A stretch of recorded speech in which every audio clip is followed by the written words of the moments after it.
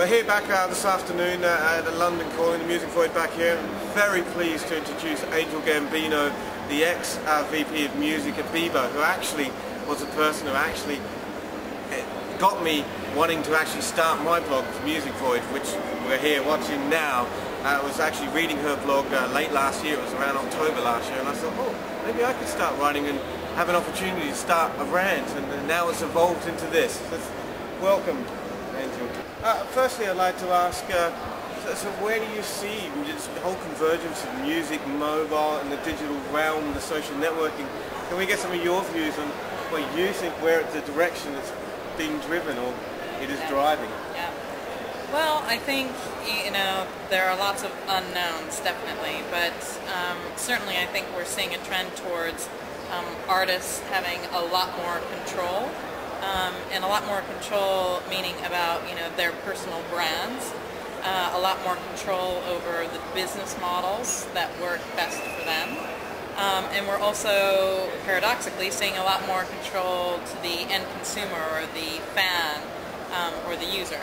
So, everyone else in the middle there is scrambling around a bit to try to retain revenue that they once had based on more traditional models, and also a lot of new entrants disrupting the space a bit to meet the demands of that greater control from the artist and from the user, and trying to really capture a new distribution platform through mobile, through the internet, through lots of other hardware, and try to create new revenue streams out of that. So I think, what we'll find is a lot more creativity, actually. Creativity in terms of the kind of music that's produced. Yeah.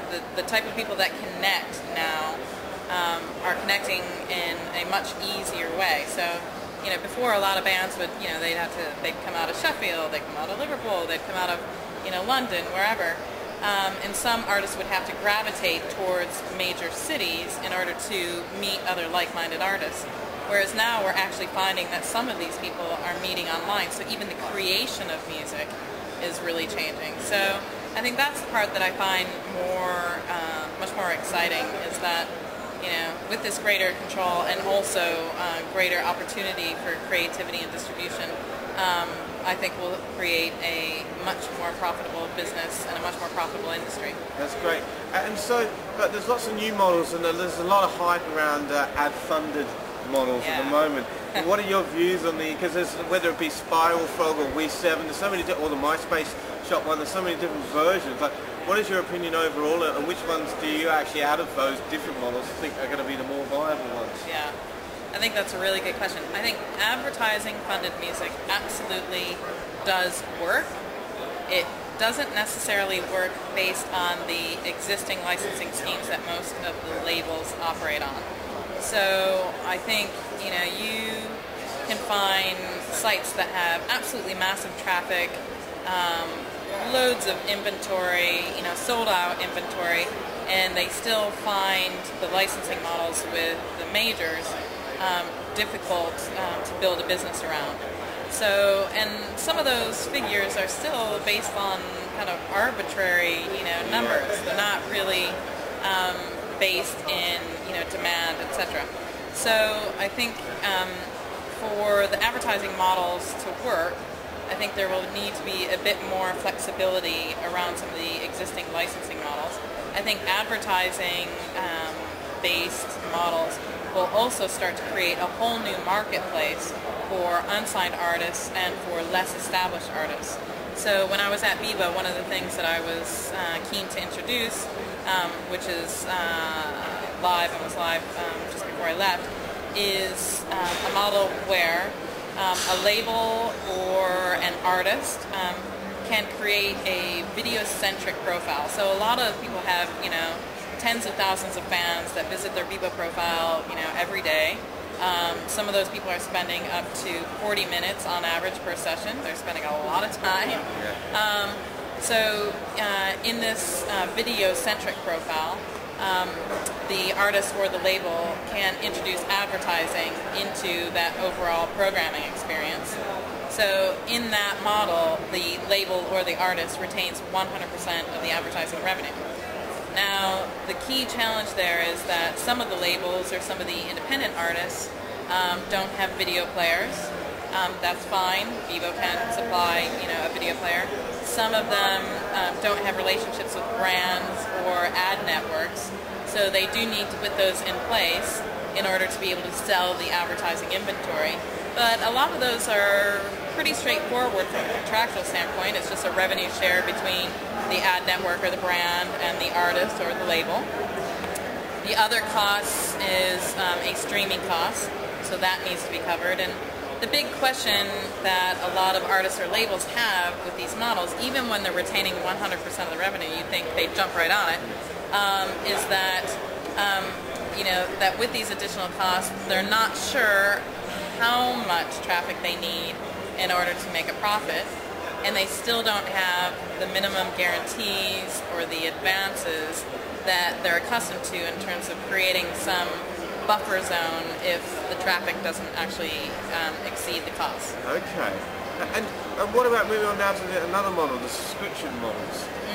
What are your thoughts on those? Because some of those are also ad funded, but some are a la carte, like e-music, where you can actually buy, with your subscription, you get a certain amount of tracks you actually own, and the rest are subscribed or rented.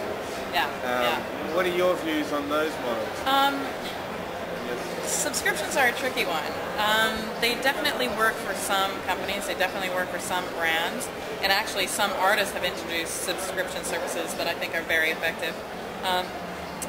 Subscriptions around music haven't been as successful as TV subscriptions, for example. And so I think that there's lots of room to build out more creative models around subscription, but it requires, I think, to be really successful, I think it requires lots of different people collaborating across the value chain. So, we talk about 360 deals, and that's a big question mark and a big theme. But, for example, a fantastic subscription for me, for one of my favorite artists, would be, where I get first dibs to, tickets when there's a concert. I get access to all the music. I want it first. I get access to a lot of different things that require the artist manager, the artist, the brand, the record label, lots of different parties to agree to make, for me, a subscription service, which is really compelling. Okay, that's great. And so, now you resigned from Bebo to move on and follow a new path. Can you let us in a little bit of the picture of where that new path may be leading? Yes. As far as well, it's a good question. One of the reasons I left is because I think, now that Bebo's been acquired by AOL, I think they've got a great opportunity to integrate the intellectual property and the assets of AOL into the Bebo platform, and Bebo has a fantastic social networking platform that can, serve as a platform for the AOL music experience, which is already #1 in many markets. So I think that's a really exciting future for them. But I'm really excited in the startups that are out in the market right now, and so I thought, I'm fully vested. This is a great opportunity for me to take a little time with my son, chill out, and to basically place my bets on which companies are really going to make a difference in this industry right now. Okay. So I'm definitely focused on... Can you let us in on which of those bets or where they may be, at least one or two names? Yeah, I'm not going to say any of the names of the companies, but I will say that there's one company that I'm looking at that involves artist funding. There's another business that I'm looking at that is really, I think, changing the way online sync can happen, rather than the way that most TV production, film, brands, etc. have done sync in the past. There's also a more social media type company that's focused on music primarily. And so right now there's a couple of non-execs that I'm just negotiating, and then I'll decide if I want to do a full-time one after the summer. Okay. Great. Well, look, the Music Void would like to thank you very much for your time. It's greatly appreciated. And we wish you all the best in your new endeavours. And we'll perhaps follow you up in the future for some follow-ups. And I'll watch your blog to see the next company I need to work with. Great. Thank you very much. Thanks.